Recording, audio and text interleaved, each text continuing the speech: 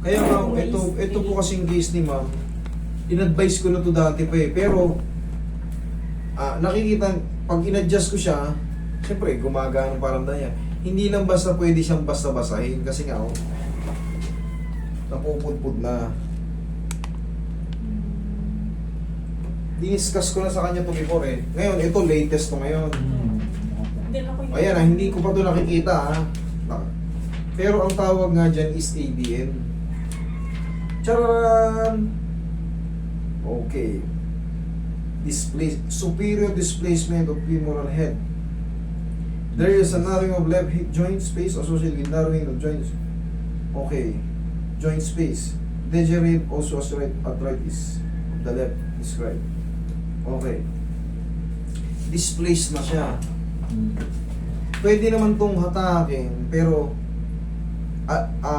mild lang, pipitik-pitik lang. Pero man babalik at babalik to pag napagod kayo. Kunyari, naglakad kayo ng naglakad. Kasi naglinis kami sa bakan ng lote, parang na pressure. The more you move, the more yung gagamit ka ng puwersa galing sa mga dito, sa hip joint. Okay, naglakad ka ng malayo. Nagkukuskusan kasi yan eh. Siyempre, naglalakad tayo. Yan. Nagkukuskusan. Okay lang pinay ako, wag lang yung walang pwersa. Hindi ko, ngayon lang ako nakatukod or may hawakan na. Kung kailangan nyo nito, mag-undergo na kayo ng mahabang bata-bata pa kayo. Ganyan. Mag-undergo na Hip. Total hip arthroplasty ang tawag. Ganyan ang pinaka-worst case scenario. Kasi wala na yung ano niyan eh. Ang tawag dito sa napupudpud, acetibular roof. Yung acetibular mo, tsaka yung acetibular labrum, wala na, ano na po siya. Nasisira na po siya. Yung articular cartilage mo nito, may scratch. Yun po. Ngayon, kahit i-adjust ko yan, giginhawa lang po kayo. Honestly, kumbaga, gusto ko honest agad. Kasi baka mamaya, yes, ang gaan ng pakaramdam ko. Kaso isang linggo lang, ito na naman, nagbuhat lang ako, naglakad lang ako, nagmall lang ako. Meron talaga siyang humihina siya eh. Hindi maiiwasan yun kasi napupudpud yung pyesa. Ito naman, nakalagay na rito, displaced na. Kasi nga umaangat na siya. Dapat kasi ganito yung tsura niya. Tingnan mo, meron siyang lining, may parang pagkabilog. O tingnan mo dito. Tingnan mo yung tingnan mo yung pagkabilog nito. Tingnan mo yung pagkabilog nito. Trot. Ang tawag doon yung parang broken siya. Ganun po nangyayari. Pero pag hinaplos ko ng pawiyan, tapos ayos Pero yun nga, hindi mo ipapangako na master, diyan kasi hindi ko gano'n ko intindihan. Pero pag ito bang halimbawa ito, saan ba pumunta lumabas? Pag ganun? Umaangat na po siya kasi yung puwersa ng yung puwersa natin, pababa itong katawan. Ito po, Gumanon. yun, napupudpud po itong acetibular labrum natin, yung acetibular roof. Yan po ang ngayon na-displace na po siya, umangat na rito. Pwede kong hatakin yan, kaso pag ganyan, pagka katagalan, unti-unti na po siyang umangat ulit doon. Lumalabas siya kasi nga, wala nang shield. Ang pinaka-the best niyan, para maiwasan niyo yan, baga kayo, tutumpot kayo, doon niyo po puwersahin. At least nakakalakad kayo. Ganun po mangyayari, at least nakakalakad. Pero hindi na po siya talaga pang puwersa. Ano po sabi sa inyo ng doktor? Total, galing na kayo sa Actually, lang Pinakuha lang namin to dahil mas nagtiwala kami sa inyo. Nagpa-extra Magagawa lang. nga po ng paraan yan, kaso hindi po siya talaga totally matitreatment. Maayos na 100%. Pero mas maganda, magpa-advise po kayo sa ortho. Kung ano yung pinaka-the best na gawin niya. Kasi, yan, ma-adjust, kaya naman.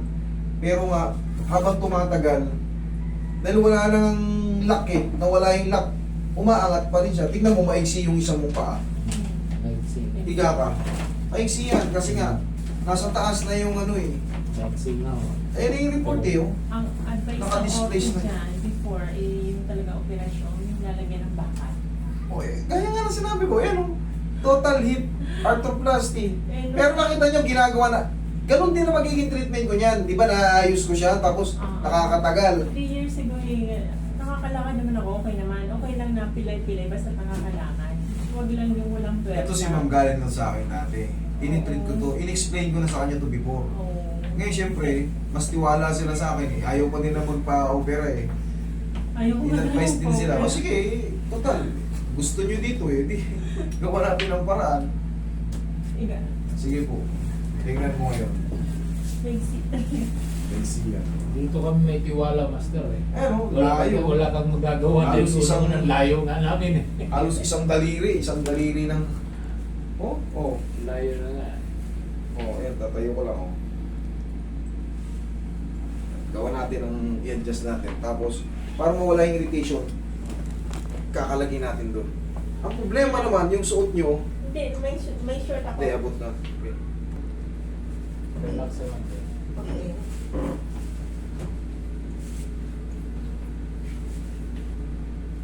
Yan, halos kalahati na.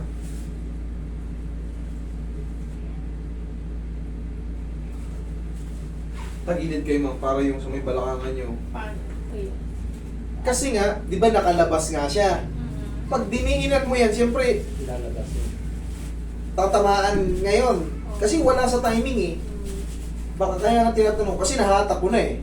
Kumbaga, nahatak-hatak ko na eh. Actually, kanina kasi ganito. Ngayon, honestly, kasi nga naputput na yung ano, meron pa siya.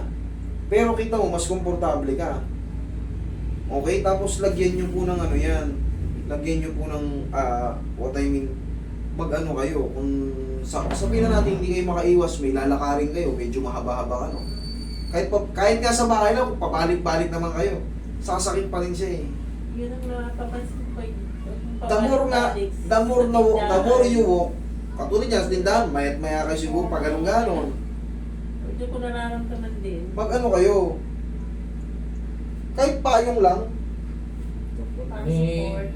yes po para mapunta yung puwersa sa kamay dito. Kasi pag diniin mo kasi yung gano'n, lumulusot na nga eh. Kasi nga wala na yun eh. Wala na yung shield niya sa ano eh. Yung acetibular ano niya nga, labrum and roof. O yung cartilage dyan. Napupudpud na. Okay? Dito ba, Master, alin bang napuputput? Ito po, ito. Itong bula. Hindi po. Sige, Yung- makupo ito, kayo. ito. Makupo kayo. Kapit kayo sa akin. Acetibular roof. Ayan o.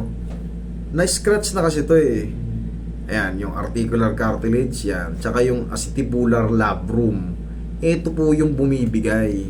Ayan. Ngayon ito, nag-extend out dito. Ngayon, pag medyo lumalawak na yung nagiging widening na siya, nahahatak ito. Yung parts na yan, yung round ligament of femur. Nahahatak yan kasi nga nag-extend out pa ganun. Siyempre, yung mga ligaments, may mga muscle yan dyan, ayan o. May mga muscle yan dyan, tendons. Ayan o. Naghahatak ka na siya kasi nga, nandito na nga yung femur head eh. Mahahatak mo itong pa ganun. Nai-irritate. Yun po yung dahilan. Okay? Yan po yung nai-scratch. Pakita nyo yung x-ray nyo. Tingnan mo kung tutuma. Ayan o. Yung latest. Ayan latest. Para tumumpa. Para maniwala kayo sa akin. Naniniwala. O, nasan siya ngayon? Tingnan mo, oh. Tingnan mo yung isa, oh. O, ayan yung bilog. Ito, kitang-kita pa yung lining dito sa acetibular roof. O, ngayon dito, toink, ayan, may bangal. Tapos ito, wala na rito. Supposed to be, nandito pa yun sa baba. Ngayon, nag-extend out na. Tingnan mo, naka-extend out, oh. Oh. Oh, anong pinagkaiba? Toink, ayan, nasisira na to. Mawawala na yung lining nito. Yan, oink. Nababangal na ito. Walang bangas na. Okay? O, the more you walk, the more pain na mararamdaman. Then, iwasan yung mabigat. Opo, magtungkod kayo. Magano lang kayo ng tungkod. Okay, ma'am? Yung balakang nyo, in-adjust ko na rin yan. Sige. Hindi itong pala. Yun na yan. Konting ano lang po yan kasi nga hindi po yan ano.